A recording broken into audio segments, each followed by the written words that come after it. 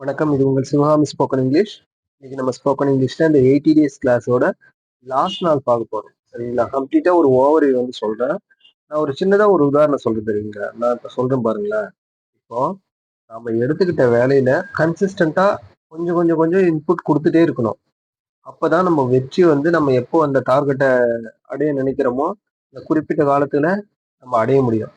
இப்போ நான் நான் சொன்ன உதாரணத்துக்கு நான் இப்ப இத வச்சு தான் நான் சொல்றேன். ஏன் அப்டின்னா, இப்ப நான் இந்த 80 days spoken English grammar grammar class நான் ஒரு போன மாசம் 2024 நவம்பர்ல ஸ்டார்ட் பண்ணேன்னு நினைக்கிறேன்.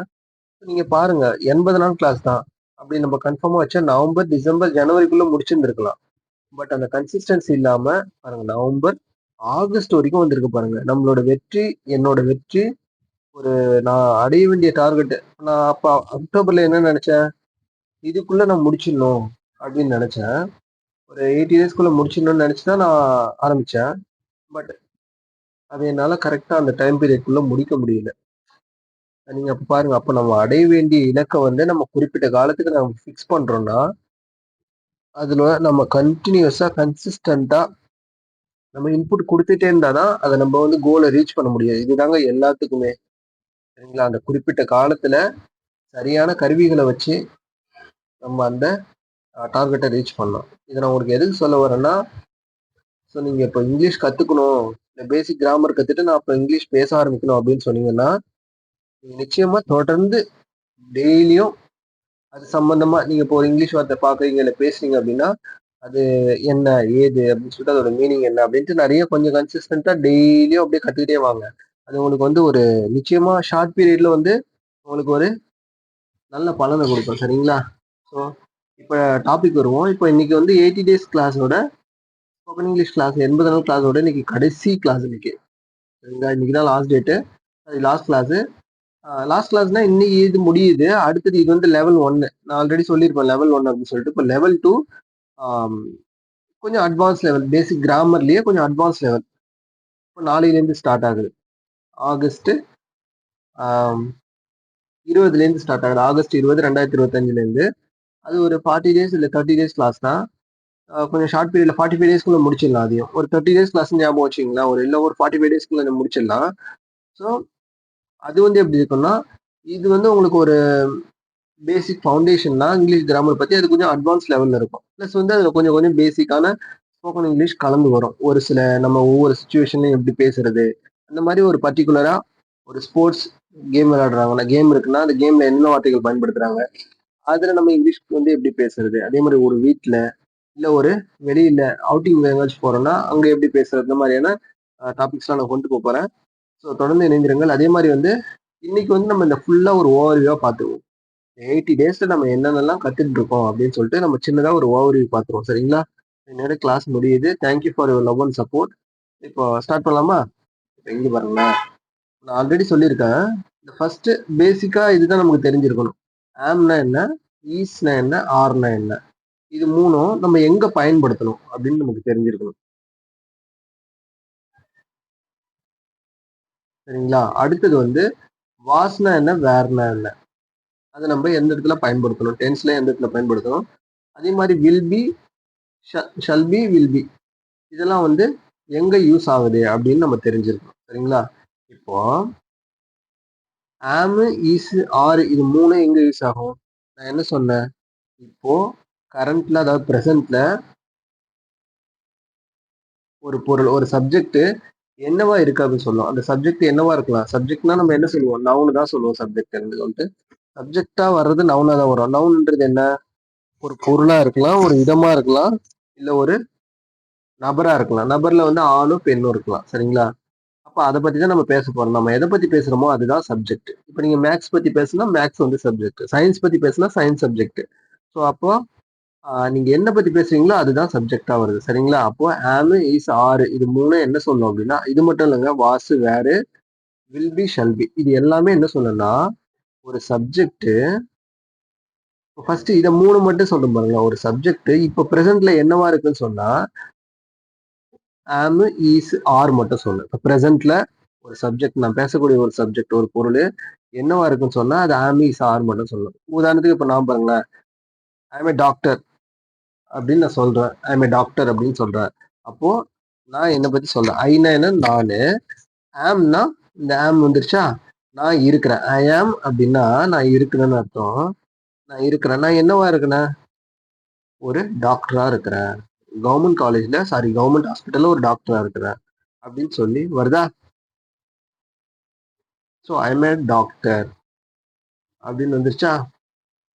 அப்போ இந்த ஆமு, ஈஸு, ஆறு இது எல்லாமே இப்போ ப்ரெசென்ட்ல நம்ம பேசக்கூடிய சப்ஜெக்ட் என்னவா இருக்குது அப்படின்னு சொல்றது வரும். இதே வெர்பு வரும்போது அதோட பொருள் வந்து வேற மாதிரி வரும். ஆனா நான் கிளாஸ்ல உங்களுக்கு சொல்லியிருக்கேன் ஆல்ரெடி. சரிங்களா? ஓகே, இப்போ அடுத்தது வாசு வேர். வாஸ் வேர் என்ன சொல்லும்? அதே மாதிரி ஒரு சப்ஜெக்ட், நம்ம பேசக்கூடிய சப்ஜெக்ட் கடந்த காலத்துல என்னவா இருந்துச்சு?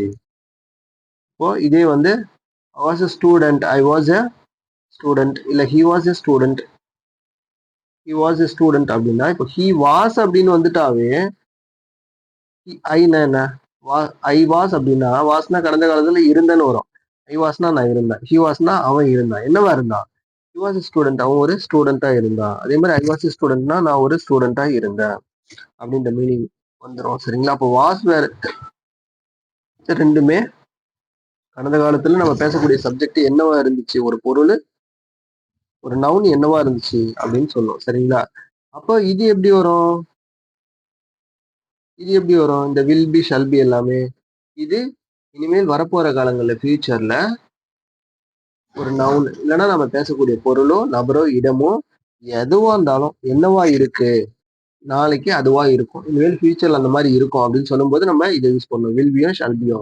அப்போ இன்னைக்கு ஸ்டூடெண்டா இன்னைக்கு டாக்டரா இருக்கிறேன், நேற்று வந்து ஸ்டூடெண்டா இருந்தேன், நாளைக்கு என்னவா இருப்பேன் சொல்ல முடியாது. ஒரு டீனா கூட இருக்கலாம். சரிங்களா? ஒரு கவர்மெண்ட் காலேஜோட டீனா கூட இருக்கலாம்.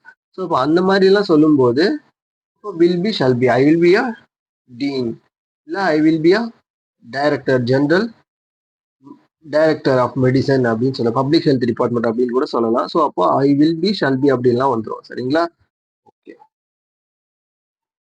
ஓகே, அதுக்கு அடுத்தது வந்து இப்போ இதுதான். இப்போ இதே வில்லு ஷல்லுலாம் எங்க யூஸ் ஆகும் அப்படின்னு பாத்தீங்கன்னா வெர்பு வரும்போது யூஸ் ஆகும். வெர்பு வரும்போது ஒரு சப்ஜெக்ட் ப்ளஸ் வெர்பு, வில்லு ஷல்லு வரும்போது நான் வந்து வில்லு ஷல்லு எப்பவுமே எங்க யூஸ் ஆகும் அப்படின்னா ஃபியூச்சர்ல ஒரு பொருள் என்னவா இருக்குன்னு சொல்லும். அதே மாதிரி நம்ம பேசக்கூடிய சப்ஜெக்ட் இனிமேல் ஃபியூச்சர்ல என்ன செஞ்சுக்கிட்டு இருக்கோம் அப்படின்னு சொல்லும். நான் நாளைக்கு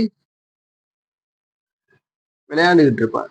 I will play tomorrow. So இப்போ ஐ வில் பிளே, பாருங்க, I will play tomorrow. I will play tomorrow அப்படின்னா இப்போ அந்த வில்லுன்றது வந்து ஃபியூச்சர்ல எதிர்காலத்துல சொல்லுது, நாளைக்கு இல்லை. இந்த டுமாரோன்றதா நாளைக்குன்னு சொல்லும். ஐ வில் வந்துட்டாலே I will play, I shall play, இல்ல ஹி ஷல் பிளே அப்படின்னா இந்த வில்லு ஷல்லுலாம் வந்தாவே இனிமேல் வரப்போற காலங்கள்ல நடக்கக்கூடிய ஒரு செயலை பத்தி சொல்லக்கூடிய வார்த்தை தான் வில்லு ஷல்லு. அதே மாதிரி வில் பி ஷல் பி வந்து ஃபியூச்சர்ல ஒரு பொருள் இதுவாக இருக்கும் அப்படின்னு சொல்றதுதான் வில் பி ஷல் பி. ஓகேங்களா? புரியுதா? ஓகே, இப்போ அடுத்தது சும்மா அப்படியே லைட்டா ஒன்று பார்த்துட்டு போவோம். சரிங்களா?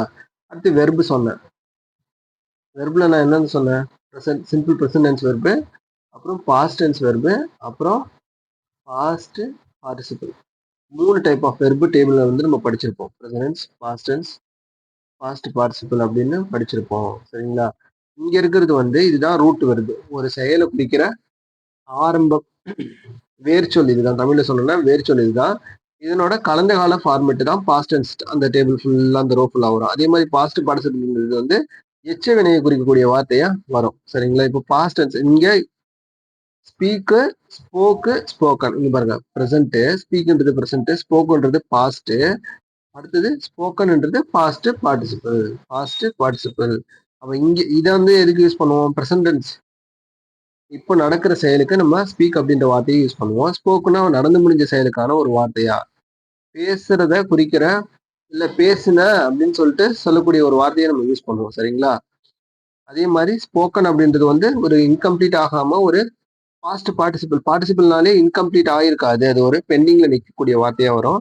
ஸோ இப்போ past participle, I have spoken that news அப்படின்னா நான் அந்த செய்தியை பேசி இருக்கேனே, அப்ப பேசி இருக்கிறேன்னு அப்படின்னு வரும். சரிங்களா? 2 வெர்பு வரும். பேசி இருக்கிறேன், செய்து இருக்கிறேன், வந்து இருக்கிறார். அப்படின்னு சொல்ற மாதிரி மீனிங்ல வரும். அதுதான் பெர்ஃபெக்ட் டென்ஸ்ல வரும். ஸோ அப்போ இது 3ம் புரிஞ்சிருச்சா? இப்போ இதுவே வந்து இங்க பாருங்க, இதோட கண்டினியூஸ் டென்ஸ், ஸ்பீக்கோட கண்டினியூஸ் டென்ஸ் என்ன, ஸ்பீக்கிங்னு வருது. எப்பப்பெல்லாம் ஒரு வெர்போட ஐஎன்ஜி சேர்ந்து வரும்போது அந்த செயல் வந்து கொஞ்சம் நடந்துகிட்டு இருக்கு. அவ பேசுறது இந்த செயல் வந்து இப்ப நடந்துகிட்டு இருக்கிறது அப்படின்ட்டு சொன்னோம். நான் உங்களுக்கு ஆல்ரெடி சொல்லிட்டேன், வில் ஸ்பீக் அப்படின்னா வில் எல்லாம் எப்போ வரும்? ஃபியூச்சர்ல நடக்கக்கூடிய ஒரு செயலை பத்தி குறிக்கக்கூடிய வார்த்தை தான் வில். சரிங்களா? அப்போ ஐஎன்ஜி வந்துச்சு, அந்த செயல் நடந்துகிட்டு இருக்கு. சிம்பிள் பிரசன்ஸ், அதோட பாஸ்ட் டென்ஸ் வந்து ஸ்போக்கு, ஸ்பீக், ஸ்போக்கு, ஸ்போக்கன். இந்த பாஸ்ட் பார்ட்டிசிபிள் எல்லாமே எப்போ யூஸ் ஆகும்? பெர்ஃபெக்ட் டென்ஸ்ல தான் நிறைய யூஸ் பண்ணுவோம். சரிங்களா? அதே மாதிரி பேர் வைக்கிற இடத்துல கூட நம்ம பாஸ்ட் பார்ட்டிசிபிள் யூஸ் பண்ணுவோம். நம்ம அதை அடுத்த கிராமர் லெவல்ல நம்ம பார்க்கலாம். சரிங்களா? ஓகே.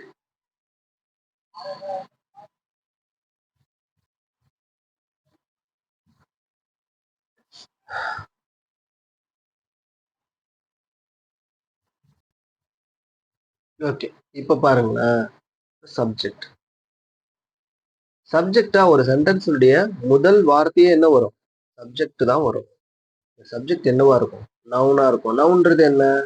ஒரு நபரா இருக்கலாம், ஒரு பொருளா இருக்கலாம், ஒரு இடமா இருக்கலாம். நவுன் நம்ம எப்பப்பெல்லாம் ஒரு சென்டென்ஸை ஸ்டார்ட் பண்றோமோ, அப்ப அதனுடைய முதல் வார்த்தையா வரக்கூடியது பேர் என்னன்னா சப்ஜெக்ட். நம்ம எதை பத்தி பேசுறோமோ அதுதான் சப்ஜெக்ட். அந்த சப்ஜெக்ட் என்னவா இருக்கலாம்னு சொன்னா ஒரு நவுன்னு சொல்லுவோம். நவுன் என்னன்னு நம்ம சொல்லியிருக்கோம்? ஒரு நபர், பர்சன், இல்ல ஒரு இடம், பிளேஸ், இல்ல ஒரு பொருள், திங்ஸ். இது எல்லாமே. சரிங்களா? இதை பத்தி தான் பேசுவோம் நம்ம வளைச்சு வளைச்சு. சரிங்களா? அப்போ இந்த சப்ஜெக்ட் அப்படின்றது ரொம்ப முக்கியம். சப்ஜெக்ட் இல்லாம நவுனும் வரும், இந்த மாதிரி ப்ரோனவுன்ஸும் வரும். I, we, you, they, he, she, it. இதெல்லாம் வந்து இது வந்துருக்கு பாருங்க. I, we, you, they, he, she, it. இப்போ நவுனும் வரும், ப்ரோனவுனும் வரும். சரிங்களா? இது எல்லாமே சப்ஜெக்டா வரும். இப்ப இங்க பாருங்க, அப்ப எப்பெல்லாம் ஒரு சப்ஜெக்டுக்கு ஏத்த மாதிரி, எப்பவுமே ஒரு சப்ஜெக்டுக்கு ஏத்த மாதிரி ஒரு வெர்பு வந்து சேஞ்ச் ஆகும். இது தமிழ்லயும் இங்கிலீஷ் கிராமர்லயும் எப்பவுமே நடக்கிற ஒண்ணு. சரிங்களா? மற்ற லாங்குவேஜ் நான் எனக்கு தெரியாது, பட் தமிழ் இங்கிலீஷ்ல எப்பவுமே ஒரு சப்ஜெக்ட் பேஸ் பண்ணி வரக்கூடிய வெர்பு சேஞ்ச் ஆகும். இங்க பாருங்க, ஐன்னு வந்துச்சுன்னா அங்க ஆம்னு தான் வரும். ஐ ஆம் ஸ்பீக்கிங் தான் வரணும். ஐ இஸ் ஸ்பீக்கிங்னு வராது. ஐ இஸ் ஸ்பீக்கிங் அப்படின்னு வராது. ஏன் அப்படி வராதுன்னா ஐ எம் ஸ்பீக்கிங் தான் வரணும். ஏன் அப்படி வரணும்னா இதுதான் இங்கிலீஷ் கிராமர். சரிங்களா? அவங்க ஃபவுண்டேஷன் அந்த கிராமர் ரூல்ஸ்லயே இப்படிதான் சொல்லியிருக்காங்க. ஐன்னு வந்துச்சுன்னா பக்கத்துல வர வெர்பு வந்து ஆம்னு தான் வரணும். அதே மாதிரி ஷீன்னு வந்துச்சுன்னா பக்கத்துல வர வெர்பு வந்து ஈஸ் அப்படின்னு வரணும். சரிங்களா? ஹீ அப்படின்னு வந்துச்சுன்னா ஈஸ்னு வரணும். இட்டுன்னு வந்துச்சுன்னா இட் இஸ் அப்படின்னு வரணும். தேன்னு வந்துச்சுன்னா தே ஆர்னு வரணும். வி வந்துச்சுன்னா வி ஆர்னு சொல்லணும். அப்புறம் யூன்னு வந்துச்சுன்னா பக்கத்துல யூஆர் அப்படின்னு சொல்லணும். சரிங்களா? அப்போ எப்பவுமே ஒரு சப்ஜெக்டை பொறுத்து அதுக்கு அடுத்து வரக்கூடிய வெர்பு வந்து சேஞ்ச் ஆகும். இது பாருங்க, இது எல்லாமே நான் இப்போ சொல்ல பாருங்க. இப்போ தமிழ்ல நீங்க பாருங்க, நான் சாப்பிடுகிறேன் அப்படின்னு வருது. ஆரம்பிக்கும் போது சப்ஜெக்ட் நானு, எழுவாய் தமிழ்ல சொல்லுவோம்ல, இது வந்து வெர்பு, வினைச்சொல். சாப்பிடுகிறேன் அப்படின்னு சொல்லிட்டு நிகழ்கால வினைச்சொல் இது. சாப்பிடுகிறேன் அப்படின்னா அப்ப நான் ஆரம்பிச்சா நான்னா ஆணு, அப்ப ஆண்பால் அந்த எழுவாய்க்குரிய இந்த சப்ஜெக்டுக்குரிய முடிக்கிற சொல் தான் கடைசியில இந்த வெர்புலயும் கடைசியிலயும் வருது. நான் ஆரம்பிச்சதுன்னா ஆண்பால் இருந்துச்சுன்னா இந்த இடத்துல சாப்பிடுகிறேன்னு வருது. நான் சாப்பிடுகிறோம்னு வருமா? வராது. நான் சாப்பிடுகிறாள்னு வருமா? வராது. நான் நான் சாப்பிடுகிறாய்ன்னு வருமா? வராது. நான் சாப்பிடுகிறது அப்படின்னு வருமா? வராது. அப்ப நான் வந்துச்சுன்னா ரெயின் அப்படின்னு சாப்பிடுகிறேன் அப்படின்னு சொல்லக்கூடிய இந்த வான்பால் வினைமுற்று விகுதி தான் வரும். சரிங்களா? இப்ப இங்கெல்லாம் பாருங்களேன், ஏன்னா தமிழ் இலக்கணமும் இங்கிலீஷ் இலக்கணமும் ரொம்ப நீங்க கம்பேர் பண்ணி பார்த்தீங்கன்னா சூப்பரா இருக்கும். ஓகே. இப்ப இதுல பாருங்க, இதை ஏன் சொல்றேன்னா இது ரொம்ப ரொம்ப முக்கியம். இங்க பாருங்க, ஐன்னு வந்திருக்கு, ஆம் தான் வரணும். ஷீன்னு வந்திருக்கு, ஈஸ் தான் வரணும். இப்ப இதே இடத்துல இது இல்லாம ஒர்க்ன்ற வெர்பு வந்திருக்கு. ஹீ பக்கத்துல வரும்போது ஒர்க்ன்றது ஒர்க்ஸா மாறிடுது. சரிங்களா? அப்ப எப்பப்பெல்லாம் ஒரு சப்ஜெக்ட் அதுக்கு அடுத்தது பக்கத்திலேயே ஒரு வெர்பு, அது சிம்பிள் பிரசன்டென்ஸ் வெர்பு வந்துச்சுன்னா இந்த சப்ஜெக்ட் வந்து ஹீ, ஷீ, இட் அப்படின்னு இருந்துச்சுன்னா வச்சுக்கோங்களேன், இது பக்கத்துக்கூடிய வரக்கூடிய வெர்பு கூட ஒரு எஸ் சேர்ந்தது. சப்ஜெக்ட் ஹீ, ஷீ, இட் அப்படின்னு இருந்துச்சுன்னா அது பக்கத்துல வரக்கூடிய வெர்போட எஸ் சேரும். இந்த வெர்பு வந்து என்ன வெர்பா இருக்கணும்? சிம்பிள் பிரசன்ட் வெர்பா இருக்கணும். இதுதான் ஃபார்மேட். சிம்பிள் டென்ஸ் பக்கத்துல, அதாவது சப்ஜெக்ட் பக்கத்துல ஒரு வெர்பு வருது. அந்த வெர்பு வந்து எப்ப எஸ்ஸா மாறும் அப்படின்னா, இந்த சப்ஜெக்ட் வந்து ஹி ஷி இட் அப்படின்ற சப்ஜெக்டா வந்துச்சு, இல்லை நவுனா வந்துச்சுன்னா அது வந்து மாறிடும். சரிங்களா? இப்ப இங்க ஐ ஆம் அப்படின்னு வரணும். ஹீஸ், ஷீஸ், இட் இஸ் அப்படின்னு தான் வரணும். ஐ ஐ ஆம்னு வரும். We are, you are, they are அப்படின்னு தான் வரும். சரிங்களா? அப்ப இது ரொம்ப ரொம்ப முக்கியம். இது ரொம்ப ரொம்ப முக்கியம். இதுதான் பேசிக். சரிங்களா? ஓகே, அடுத்தது பார்க்கலாம். அதே மாதிரி ஐ பக்கத்துல உடனே ஐ வி யூ தே இதெல்லாம் வரும்போது அந்த சப்ஜெக்டா ஐ வி யூ தே அப்படி வந்து இது பக்கத்துல வெர்பு வரும்போது அந்த வெர்பு சிம்பிள் பிரசனன்ஸ் வெர்பு. எது சிம்பிள் பிரசனன்ஸ் வெர்புனா அந்த டேபிள்ல முதல்ல இருக்கு பாருங்க, இது அப்படியே இந்த வெர்பை எடுத்து எழுதிக்கலாம். ஆனா எப்பப்பெல்லாம் ஹீ ஷி இட்டு வருதோ அப்பெல்லாம் அந்த வெர்பு கூட எஸ் சேர்ந்துரும். சரிங்களா? அதுதான் ஹீ வந்திருக்கு, ஒர்க்ன்ற சிம்பிள் பிரசனன்ஸ் வெர்பு, அதுக்கு பக்கத்துல எஸ் சேர்ந்துருச்சு. ஆனா ஐ வி யூ தே இதெல்லாம் சேர்ந்து வரும்போது அதுக்கு பக்கத்துல வெர்பு வந்திருக்கு, ஆனா அது கூட எஸ் சேர்ந்து வரல பாருங்க. ஒர்க்டு அப்போ ஒர்க் அப்படியே தான் வந்துருச்சு. இதே ஹீ ஷி இட்டு வந்துச்சுன்னா அந்த ஒர்க் வந்து ஒர்க்ஸ் அப்படின்னு மாறிடும். இதுதான் பேசிக் ஃபவுண்டேஷன். ஓகேங்களா? இப்ப அடுத்தது பார்க்கலாம். இது சின்னதா நீங்க ஒண்ணு தெரிஞ்சுக்கணும். வில்லுன்னு வந்துச்சுன்னா அது வந்து இனிமேல் ஃபியூச்சர்ல நடக்க போற செயலை பத்தி சொல்லும். அதே மாதிரி வில் பி அப்படின்னு இருந்துச்சுன்னா நம்ம பேசக்கூடிய சப்ஜெக்ட் இனிமேல் ஃபியூச்சர்ல எப்படி இருக்கும் அப்படின்னு பத்தி சொல்லும். சரிங்களா? அப்ப ஐ வில் கோனா நான் போவேன். ஐ வில் கோனா நான் இனிமேல் ஃபியூச்சர்ல போவேன். ஃபியூச்சர்னா நாளைக்கு தானே அர்த்தம் இல்லை, அடுத்த செகண்ட். இப்ப நம்ம பேசிட்டு இருக்க அடுத்த செகண்ட் ஃபியூச்சர் தான். பாஸ்ட்னா என்ன? நம்ம இதை பேசி முடிச்ச இப்ப ஹாய் அப்படின்னு சொன்னா சொல்றேன், ஹாய் அப்படின்னு சொல்றேன்னா இப்ப நான் கொஞ்சம் ஒரு 2-3 செகண்டுக்கு முன்னால ஹாய்ன்னு சொன்னேன்ல, அதெல்லாம் பாஸ்ட். அப்போ ஒரு 2-3 செகண்டுக்கு முன்னாடி சொன்னதும் இனிமேல் ஒரு செகண்டுக்கு முன்னாடி வரப்போறது எல்லாமே ஃபியூச்சரு. நடந்து முடிஞ்ச ஒரு செகண்டுக்கு முன்னாடி எல்லாம் முடிஞ்சதே பாஸ்ட். இப்போ இருக்கிறது மட்டும்தான் ப்ரெசென்ட். சரிங்களா? ஓகே. அப்போ ஐ வில் அப்படின்னு வந்துச்சுனாவே அது வந்து இனிமேல் நடக்க போட அந்த செயலை பத்தி சொல்லும். அதே மாதிரி ஐ கோ அப்படின்னா இப்போ ஐ வில் கோ அப்படின்றது வந்து ஃபியூச்சர் டென்ஸ் வந்துருது. ஒரு சப்ஜெக்ட், அதுக்கு பக்கத்துல ஒரு வெர்பு, அதுக்கு பக்கத்துல வில்லு சேர்ந்து வந்துருது. சரிங்களா? அப்போ இது வந்து வில்லு வந்துச்சுனாவே ஃபியூச்சர்ல இருக்கக்கூடிய வார்த்தை பத்தி சொன்னோம். இப்போ இந்த சென்டென்ஸ் பாருங்களேன், ஐ கோ அப்படின்னு இருக்கு, ஐ கோ டுமாரோ அப்படின்னு சொல்லியிருக்கோம், இல்ல ஐ எம் கோயிங் டுமாரோ அப்படின்னு சொல்லியிருக்கோம். இது நீங்க சரியா தப்பான்னு பாருங்களேன். ஐ எம் கோயிங் இது வந்து ப்ரெசன்ட் கண்டினியூஸ். ஐ கோன்னா இது வந்து சிம்பிள் ப்ரெசன்ட்.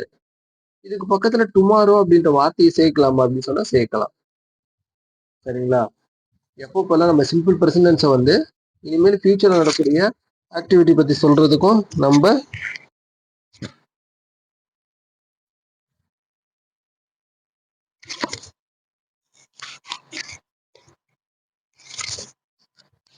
யூஸ் பண்ணிக்கலாம்.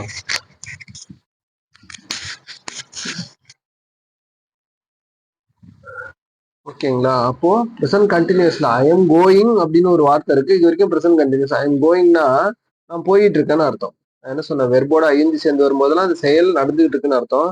அப்ப கோ பிளஸ் ஐஎன்ஜின்னு வச்சுன்னா கோயிங் வரும்போது இந்த செயல் இப்ப நடக்குதுன்னு அர்த்தம். சரிங்களா? இப்ப இதே இங்க பாருங்களேன், ஐ கோ டுமாரோனா இது வரைக்கும் சிம்பிள் பர்சன்ஸ். ஐ கோனா நான் போறேன்னு அர்த்தம். எப்போ? நாளைக்கு. அப்போ சிம்பிள் பர்சனன்ஸ்லயும் ஃபியூச்சர்ல வரக்கூடிய வார்த்தைகள் வந்து சொல்லலாம். அதே மாதிரி வந்து கண்டினியூஸ்லயும் ஃபியூச்சர்ல நடக்கூடிய வார்த்தைகளை வச்சு சொல்லலாம். இந்த மாதிரி சொல்றதுக்கு கிராமர் ரூல்ல இடம் இருக்கு. சரிங்க, சொன்னா சரிதான்.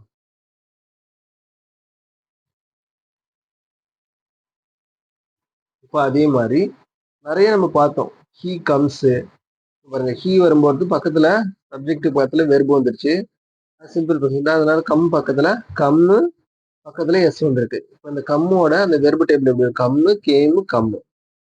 Present past tense, past participle. சரிங்களா? அப்போ இதே நான் வந்து ஹீன்ற ஒரு சப்ஜெக்ட் எடுத்துக்கிறேன், அவன் வரான் அப்படின்னு சொல்லுது, ஹீ கம்ஸ்ன்னு சொல்லலாம். அவன் வந்தான், ஹி கேம்னு சொல்லணும். இந்த வெர்பு எடுத்து வச்சு சொல்லணும், பாஸ்ட் டென்ஸ் வெர்பை. ஹி ஹாஸ் கம் அப்படின்னு சொல்லும்போது இதுதான் பாஸ்ட் பார்ட்டிசிபிள். ஹி ஹாஸ் கம்னா அவன் வந்திருக்கான்னு அர்த்தம். அவன் ஜஸ்ட் இப்பதான் வந்தான். ஜஸ்ட் ஹி ஹாஸ் கம் அப்படின்னா அவன் இப்பதான் வந்தான். இல்ல அவன் வந்திருக்கான் அப்படின்னு சொல்லுவான்ல, அப்ப கேட்பாரு அவன் வந்திருக்கானா அப்படின்னு கேட்கும்போது அவன் வந்திருக்கான்ப்பா அப்படின்னு சொல்லும்போது அப்பதான் நம்ம இந்த பெர்ஃபெக்ட் டென்ஸை யூஸ் பண்ணுவோம். பெர்ஃபெக்ட் டென்ஸ்ல எப்பவுமே என்ன யூஸ் ஆகும்? பாஸ்ட் பார்ட்டிசிபிள் வெர்பு ஃபார்ம் தான் யூஸ் ஆகும். சரிங்களா? அப்ப எப்படி மாறுது பாருங்க. அவன் வர்றான் பாருங்க. அவன் வரான், அவன் வந்தான், அவன் வந்திருக்கான். ஹி கம்ஸ், ஹி கேம்னா அவன் வந்தான், ஹி ஹாஸ் கம்னா அவன் வந்திருக்கான். சரிங்களா? ரொம்ப ரொம்ப ரொம்ப முக்கியம் இதெல்லாம். ஜஸ்ட் தெரிஞ்சுக்கங்க. சரிங்களா? பேசிக். பிரீஃபா வேணும்னா கிளாஸ் உள்ள நடந்துருக்க கிளாஸ் போய் பாருங்க. ஓகே, இங்க பாருங்க. கேனுன்றதோட பாஸ்ட் டென்ஸ் என்னன்னு படிப்போம்? குட்ன்னு படிப்போம். மேன்றது மைட். வில்லு வந்து உட்டு, ஷல்லு வந்து ஷுட்டு, ஷுட்டு மஸ்ட். இது ரெண்டும். நான் இதெல்லாம் என்னன்னு சொல்லுவேன்? மாடல்னு உங்களுக்கு சொல்லி நடத்துறேன். மாடல்ஸ், மாடல் சொல்றோம். இந்த மாடல்ஸ் வந்து எதுக்கு யூஸ் ஆகும் அப்படின்னா, நம்மளோட எக்ஸ்பிரஷனையும் எபிலிட்டியும் ஒரு பாசிபிலிட்டி சொல்றதுக்கெல்லாம் யூஸ் ஆகும் அப்படின்னு சொன்னேன். இப்போ கேன் அப்படின்றது வந்து என்னோட எபிலிட்டியை பத்தி சொன்னோம். ஐ கேன் ஸ்பீக் இங்கிலீஷ் அப்படின்னு சொல்லும்போது, ஐ கேன் ஸ்பீக் இங்கிலீஷ்னு சொல்லும்போது என்னால இங்கிலீஷ்ல பேச முடியும். கேன் வந்து முடியும் அப்படின்ற வார்த்தையில மட்டும் தான் யூஸ் ஆகாது. அதுவே வந்து பர்மிஷனுக்கும் வரும். பர்மிஷன் கேட்கும்போது நம்ம வந்து கேன் அப்படின்ற வார்த்தையை யூஸ் பண்ணுவோம். அதே மாதிரி குட் அப்படின்றது வந்து கொஞ்சம் பொலைட்டா பர்மிஷன் கேட்கறதுக்கு யூஸ் ஆகும். சரிங்களா? இப்போ என்னால தூக்க முடியும். ஆனா 2 வருஷத்துக்கு முன்னாடி என்னால சின்ன பிள்ளையா இருக்கும்போது, என்னால 50 கிலோ தூக்க முடிஞ்சது. ஆனா இப்ப என்னால தூக்க முடியல. அப்போ கடந்த காலத்துல நடந்த ஒரு செயலை என்னால செஞ்ச முடிஞ்சதுன்னு சொல்லும்போது கூட குட் யூஸ் ஆகும். சரிங்களா? மே, மைட் 2மே வந்து பர்மிஷன் கேட்கறதுக்கும் யூஸ் ஆகும்.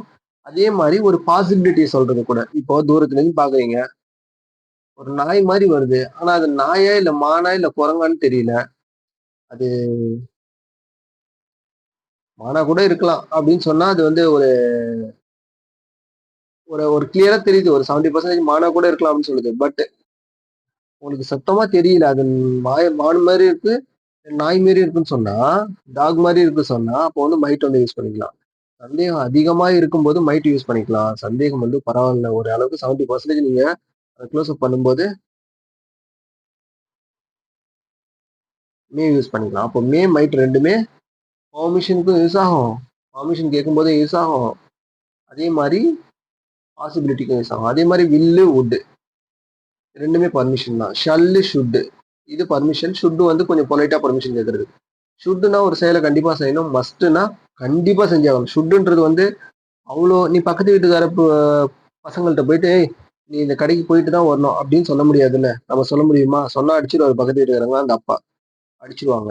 ஆனா இதே நம்ம வீட்டு பசங்கள்ட்ட நம்ம சொல்லிக்கலாம். அப்பா நீ கண்டிப்பா கடைக்கு போயிட்டு தான்ப்பா வரணும் அப்படின்னு நம்ம வீட்டு பசங்கள்ட்ட சொல்லலாம். ஆனா பக்கத்து வீட்டு பசங்கள்ட்ட போயிட்டு காசு கொடுத்து ஏய் போயிட்டு 2 தேங்காய் பத்தை வாங்கிட்டு வா. இல்ல சட்னி வைக்கணும் தேங்காய் சட்னி. போயிட்டு ஒரு 2 தேங்காய் வாங்கிட்டு வா அப்படின்னு கண்டிப்பா நீ போய் தான் ஆகணும் அப்படின்னு சொல்ல முடியுமா? முடியாது. ஷுட்ன்ற இடத்துல நம்ம வந்து அந்த அளவுக்கு ஆர்டர் போட்டு சொல்ல முடியாது. ஆனா மஸ்ட்ன்ற இடத்துல நம்ம சொல்லலாம். அப்படி சொல்லக்கூடிய இடத்துல மட்டும் தான் நம்ம யூஸ் பண்ணணும். சரிங்களா? ஓகே. அதுக்கடுத்து நம்ம என்ன பார்த்தோம்? டைரக்ட் ஸ்பீச்னா என்ன? இன்டைரக்ட் ஸ்பீச்னா என்ன? ஆக்டிவ் வாய்ஸ், பேசிவ் வாய்ஸ்னா என்னன்னு பார்த்தோம். ரொம்ப ரொம்ப ரொம்ப முக்கியம். நிறைய இடத்துல யூஸ் ஆகும். சரிங்களா? இது கிளாஸ் வந்து உள்ள போய் பார்த்தீங்க நீங்க. அடுத்தது வந்து ப்ரிப்போசிஷன். ப்ரிப்போசிஷன் எப்போ யூஸ் ஆகும் அப்படின்னா, வேற்றுமை உருபுகள் இல்ல சுட்டிடை சொல்ல சொல்லுவோம். ஒரு சென்டென்ஸ்ல வரக்கூடிய முதல்ல வரக்கூடிய சப்ஜெக்டையும் இந்த சென்டென்ஸோட மத்த பார்ட்டையும் ஜாயின் பண்றதுக்கு ப்ரிப்போசிஷன் யூஸ் ஆகுது. உதாரணத்துக்கு நான் கடை போனேன்னு ஒரு வார்த்தை இருக்கு தமிழ்ல. போனேன் அப்படின்னு ஒரு வார்த்தை இருக்குன்னு வச்சுக்க. ஐ கோ ஷாப் அப்படின்னு இருக்கு. நான் கடை போனேன். இது புரியுதா உங்களுக்கு? நான் கடை போனேன்னா ஒண்ணும் புரியுதா? ஒண்ணுமே விளங்கல. சரிங்களா? அப்போ நான் கடை போனேன். இது என்னது? அப்போ நான் போனேன். எங்க போனேன்? ஒரு இடத்துக்கு அப்படின்னு சொல்லும்போது கடைக்குன்னு வந்தா தானே சரி. அப்ப இந்த இக்கு அந்த மாதிரியான வார்த்தைகள்லாம் வருதுல ஒரு இடத்த நோக்கின்னு சொல்லும்போது டுவர்ட்ஸ் சொல்லும்போது நம்ம டூன்ற ப்ரிப்போசிஷன் நம்ம யூஸ் பண்ணலாம். ஆனா ப்ரிப்போசிஷனுக்கு இதுதான் மீனிங் அப்படின்னு சொல்லிட்டு எந்த மீனிங்கும் அந்த மாதிரிலாம் இல்லை. சரிங்களா? Okay.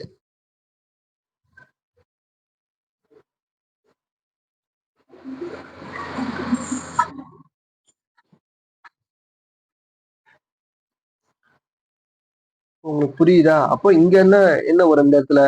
I go to shop. நான் கடைக்கு போறேன். அப்பதான் கடைக்குன்னு வரும். சரிங்களா? அப்போ உங்களுக்கு புரியுதா? ப்ரிப்போசிஷன் வந்து ஒரு சென்டென்ஸ்ல எந்த அளவுக்கு முக்கியம் அப்படின்னு சொல்லிட்டு ப்ரிப்போசிஷன் இல்லைன்னா சென்டென்ஸ் வந்து நம்ம சப்ஜெக்ட்டுக்கும் மத்த ஒரு சென்டென்ஸ் உள்ள மத்த பார்ட்டுக்கும் ஜாயின் பண்ண முடியாது. பொருளே மாறிடும், பொருள் தராது. அப்போ அந்த வகையில நம்ம நிறைய ப்ரிப்போசிஷன் பார்த்தோம். In, at, on, to, from, since, for. இந்த சின்ஸ், ஃபார் எல்லாம் பெர்ஃபெக்ட் டென்ஸ்ல வந்து நிறைய யூஸ் ஆகும். அட்டுன்றது டைமை குறிக்கும். இன்னுன்றது ஒரு பொருள் ஒரு இடத்துல இருந்துச்சு அதை குறிக்கும். மாதம், வருடம் சொல்லும். அட்டுன்றது வந்து டைம் சொல்லும். அதே மாதிரி ஒரு பெரிய இடத்துல ஒரு சின்ன இடத்த பத்தி சொல்லணும் அப்படின்னு சொன்னா அது வந்து அட்டு சொல்லும். மெட்ராஸ்ல டி நகர்னு சொல்லும்போது இன் மெட்ராஸ் அட் டி நகர் அப்படின்னு சொல்லலாம். சரிங்களா?